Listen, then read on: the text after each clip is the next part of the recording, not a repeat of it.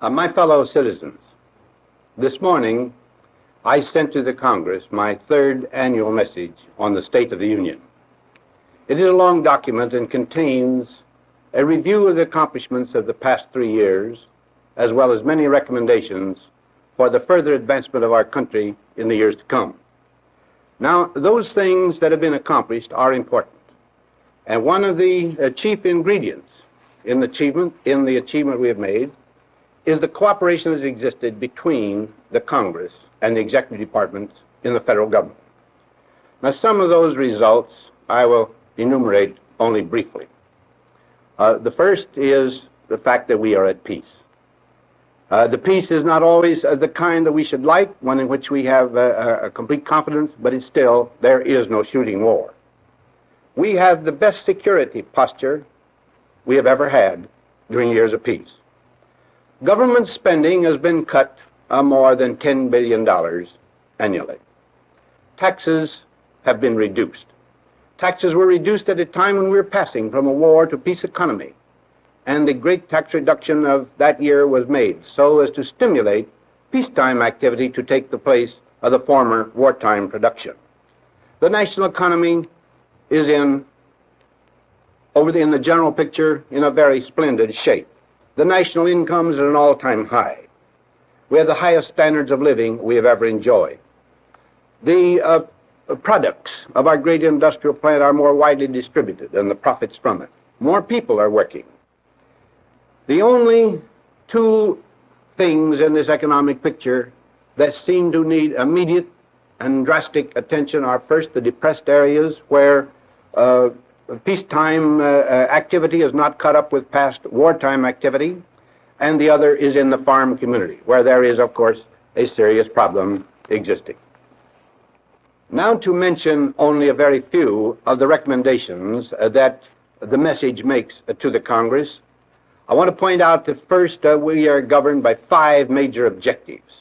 The first of these is to discharge our world responsibility. In discharging that responsibility, we seek first a peace for all nations, well knowing that no nation can have peace by itself. We, of course, must be very careful in watching the tactics of the communists. At times, they smile, and at times, they seem to threaten. Our own purpose is to remain steadfast in the pursuit of a world peace based on justice, and not to be hysterical either under their threats or to be beguiled too much by their smiles. We intend to continue strengthening our allies, and we intend to continue the honest search for disarmament. We will not be satisfied with anything in disarmament line, though, that is not mutual and a system in which we can have confidence.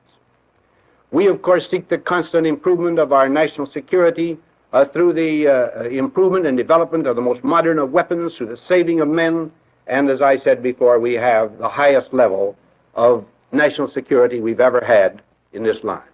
Our defense arrangements include not only our allies, but our own continental defenses and the power to strike where need be. The next objective is to maintain the fiscal integrity of the government. This means that we must balance our budget. I have every expectation that June the 30th, 1956 will show a balanced budget for this fiscal year. Moreover, the budget that I'm sending to Congress will contemplate a balancing of the budget also in 1957. All this has been done without reduction of our security arrangements or our sums devoted to mutual aid throughout the world. In this connection, I should mention our enormous national debt. We must begin to make some payments on it if we are to avoid passing on to our children an impossible burden of debt. And we will not talk about any reductions of any other kind until we have begun to make some modest payments on that. The fourth objective of the program that we are submitting to the Congress is to foster an ever-expanding economy. I have already mentioned those directions in which we are achieving new standards in our productivity. But I also mentioned that we are behind in 1 or 2 phases of the economy, and the most important of these is agriculture. I'm sending a special message on this subject to the Congress on Monday next. It will contain many new proposals for expanding the program under which we've been operating in the agricultural field. Particularly, new points will be the establishment of a soil bank, which will help to remove acreage from production, and on a basis that will be of assistance to the farmers immediately.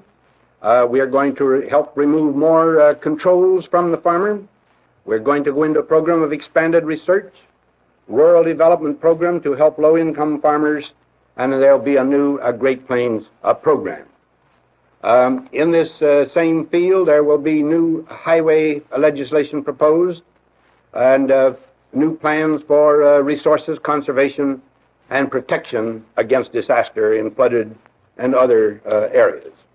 There will be area development plan to assist those regions which are backward in their economy because of failure to make necessary changes in recent years. Now, there's one other field, and that is another principal objective, and that is a program that is designed to respond to human needs throughout the nation.